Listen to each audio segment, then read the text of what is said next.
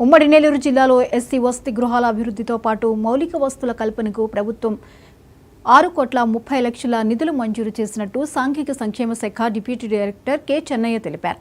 నాయుడుపేట పట్టణంలోని ఎస్సీ బాలికల కళాశాల వసతి గృహంతో పాటు బాలికల ఎస్సీ 1-2 వసతి గృహాలను పరిశీలించారు. మరుగుదొడ్లు, పారిశుద్ధ్యం తదితర విషయాలను క్షుణ్ణంగా పరిశీలించారు. విద్యార్థులకు అందిస్తున్న భోజనాలను పరిశీలించి వివరాలు అడిగి తెలుసుకున్నారు.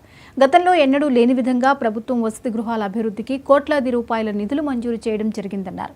జిల్లాలో ఉన్న 55 ప్రభుత్వ ఎస్సీ సాంఘిక సంక్షేమ శాఖ వసతి గృహాలకు సంబంధించి అభివృద్ధి పనులతో పాటు మౌలిక వసతులు కల్పించేందుకు ఈ నిధులు వినియోగించనున్నట్లు తెలిపారు. నాయుడుపేటలో సాంఘిక సంక్షేమ శాఖ బాలికల వసతి గృహము నెంబర్ 1 నందు మరమ్మతులకు సంబంధించినటువంటి అంశాలన్నీ పరిశీలించడం కోసం వచ్చాము.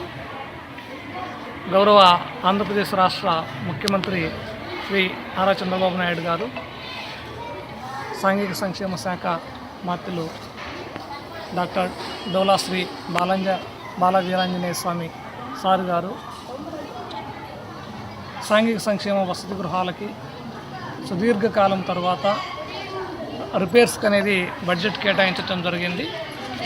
రాష్ట్ర వ్యాప్తంగా 810 హాస్టల్స్కి 132 కోట్లు, అదేవిధంగా తిరుపతి జిల్లాలో ఉన్న 55 ప్రభుత్వ భవనాలకి 6,30,00,000 రూపాయలు నిధులు కేటాయించారు.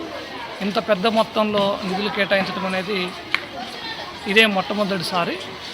ఈ నిధులు సక్రమంగా వినియోగించుకోవడం కోసం వసతి గృహంలో ఏమి అత్యవసరం ఉన్నాయి, ఏమి అవసరం ఉన్నాయి, ఏవి రిపేర్లు చేయించాలి అనే అంశం మీద ఏఎస్డబ్ల్యూ తోటి హెచ్డబ్ల్యూ తోటి ఇన్స్ట్రక్షన్స్ ఇవ్వడం కోసం సందర్శించడం జరిగింది. వసతి గృహంలో ఉన్నటువంటి అన్ని టాయిలెట్స్, బాత్రూమ్స్ సంబంధించినటువంటి డోర్లు, వాటికి సంబంధించినటువంటి రిపేర్లు, ఎలక్ట్రికల్ వైరింగు, అదేవిధంగా రూఫ్ లీకేజీ, డ్రైనేజీ సిస్టమ్, వీటన్నిటిని కూడా ప్రాధాన్యత అంశాలుగా తీసుకొని మరమ్మతులకు పెట్టడం అనేది జరుగుతుంది.